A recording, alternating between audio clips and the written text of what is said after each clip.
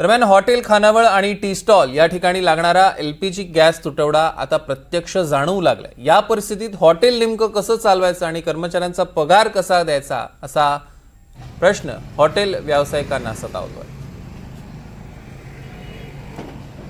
आज आला 5 दिवसानंतर आला, पण आता बोलतो आणखीन 5 दिवसानंतर येईल, पहिले भेटणार नाही, शॉर्टेज आहे बोलतात आणि भाव तोच 1980 घेतात तेवढंच। तर काय तुम्हाला काय वाटतं, कमी होणार गॅस म्हणजे आता बोलतात ते थोड्या दिवसांनी कमी होईल, यो लढाई थांबली तर, नाहीतर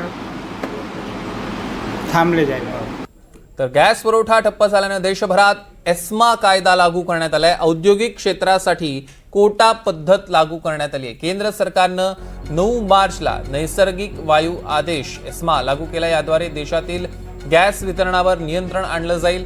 या नवीन नियमानुसार आता घरगुती वापराचा पाईप गॅस, वाहनांसाठीचा सीएनजी आणि एलपीजी उत्पादनाला सर्वोच्च प्राधान्य दिलं जाणार आहे। त्यांना गेल्या 6 महिन्यांच्या सरासरीच्या 100% पुरवठा सुरू ठेवण्याचे निर्देश आहेत। शेती आणि औद्योगिक क्षेत्रासाठी सरकारनं विशेष तरतुदी केलेल्या आहेत।